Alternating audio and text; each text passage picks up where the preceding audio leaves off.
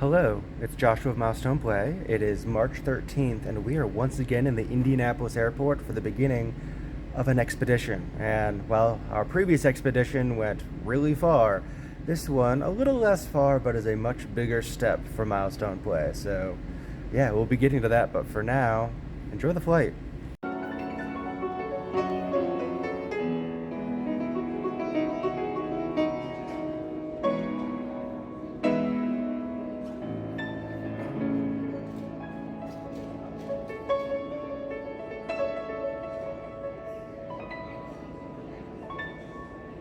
Joshua, I hear you cry. What are you doing in Minneapolis? Well, trick's on you. Second plane.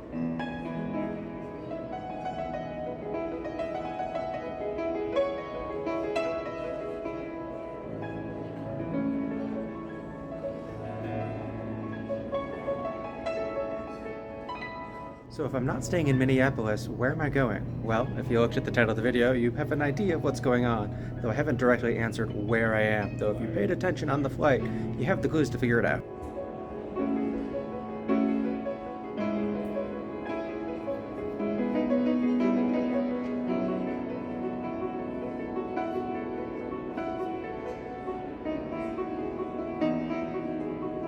Okay, maybe watching hair check on the plane was a little bit misleading since that points more towards Utah or maybe Idaho, but those of you who looked up GEG as an airport or just know what major cities are in Washington based off where the plane was going know that I'm in Spokane. However, to explain that situation, let's head back to the office.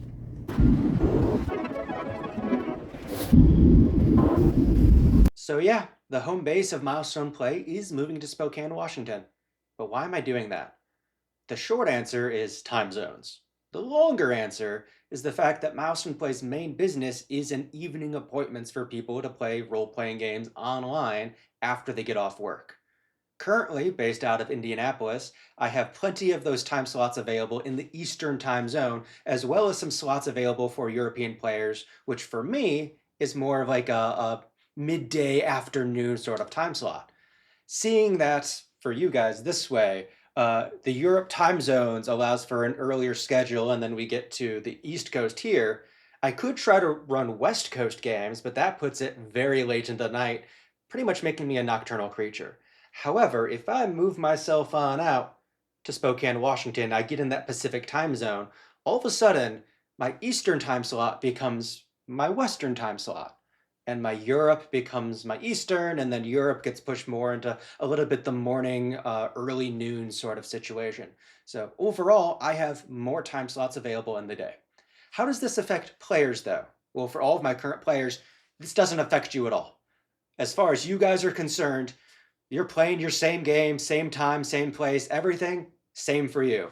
For me, it's just a little bit earlier, but it gives me the opportunity to bring in even more players by freeing up my schedule.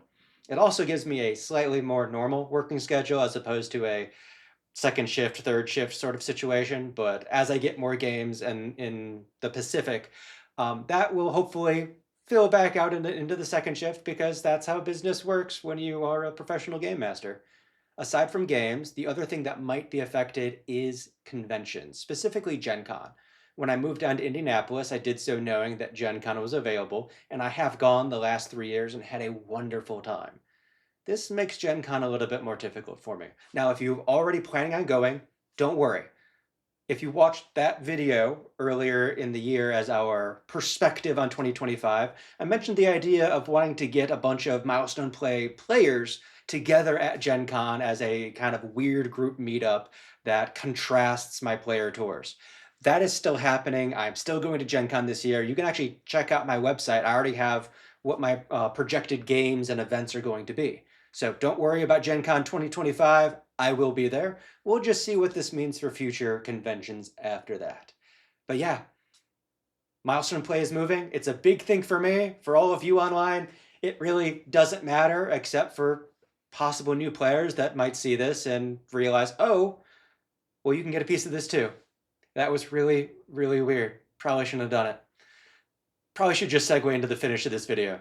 So thank you for watching. Thank you for all of you that have supported me for so long. Any newcomers coming, please join the Discord down below. Check out our Patreon where we post a bunch of fun stuff over there. We're working on our own systems. You get to vote on some things sometimes. But overall, most of the stuff's in the Discord. So just jump down there and you'll see everything else as long as you're in the Discord. So thank you guys for watching, and please have a lovely